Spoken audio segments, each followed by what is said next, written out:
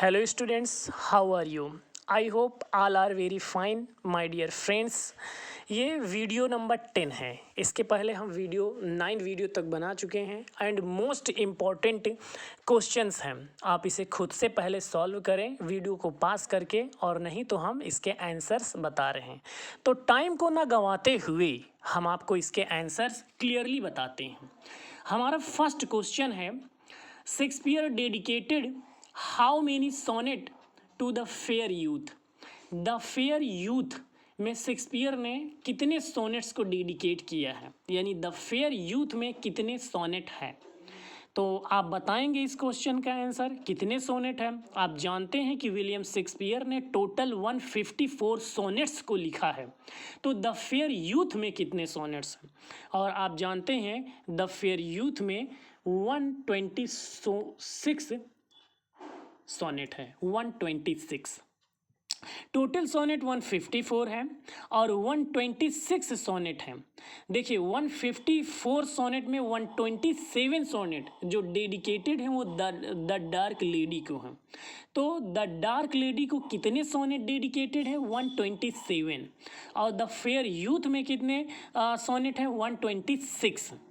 तो इस तरह से जो है आप इस ऑप्शंस को तैयार कर सकते हैं, यानी हर क्वेश्चंस में दो क्वेश्चंस तैयार बनाए गए हैं। आपके एक क्वेश्चन पढ़ने में दो क्वेश्चंस होंगे। तो क्वेश्चन नंबर फर्स्ट का 126 sonnets in the fair youth.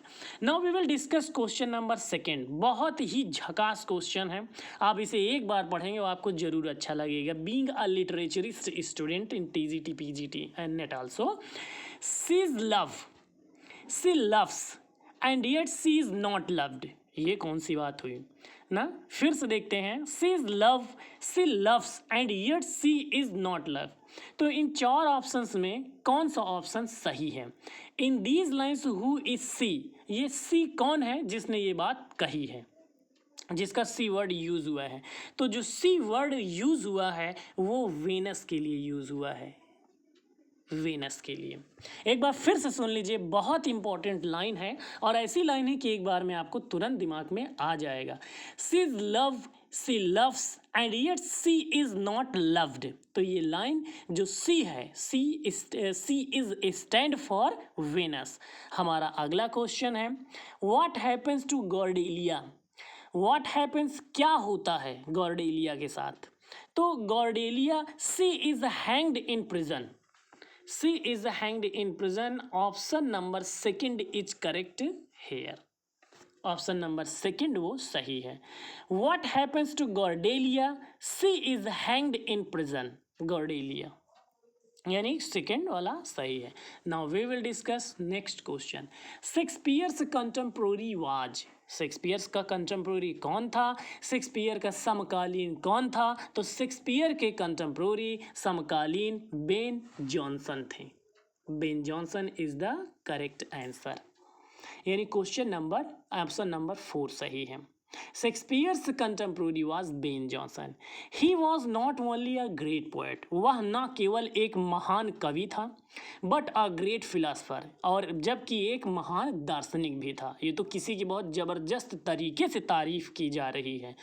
कौन है वो? Who said this about Shakespeare. Shakespeare के बारे में किसने ऐसा कहा है? तो शेक्सपियर के बारे में एस.टी. कॉलरिज ने ऐसा कहा है।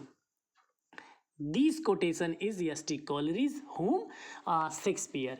He was not only a great poet but a great philosopher, said by S.T. Coleridge। तो एक तरीके का क्वेश्चन तो ये हो गया, और दूसरे तरीके से पूछ सकता है कि S.T. Coleridge said he was not only a great poet but a great philosopher। तो this quotation is said by S.T. Coleridge to whom? S.T. Coleridge के द्वारा ये कोटेशन कहा गया, किसके लिए कहा गया? तब आप ऑप्शन में शेक्सपियर लिखेंगे। एमसीक्यू शेक्सपियर दिया रहेगा। यानी हर एक क्वेश्चंस दो तरीके के क्वेश्चंस को इंटेन कर रखा है।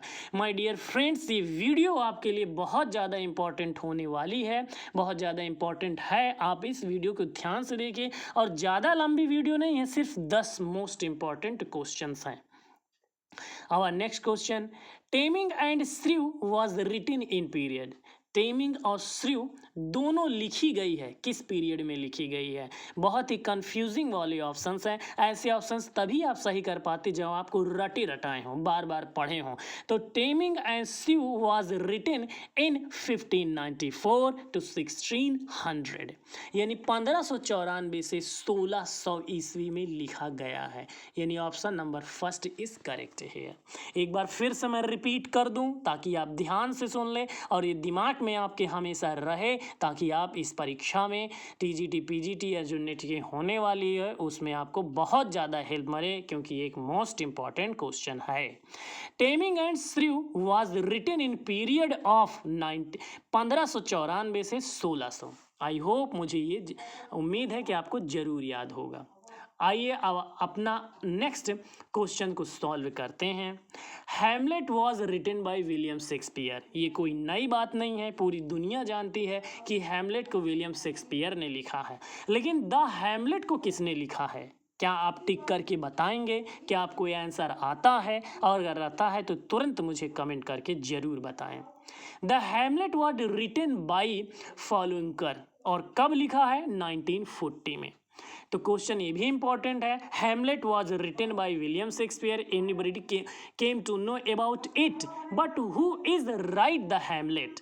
The Hamlet is written by फॉलोइंकर and when he is written it 1940, यानी द हैमलेट को फॉलोइंकर ने 1940 में लिखा है। तो आपका ये ऑप्शन नंबर 4 करेक्ट है। नेक्स्ट क्वेश्चन है, देयर नीड्स नो घोस्ट। यहाँ पर घोस्ट की कोई आवश्यकता नहीं है। माय लॉर्ड, मेरे स्वर, कम फ्रॉम द ग्रेव, आओ फ्रॉम द ग्रेव से, टू टेल इन दिस।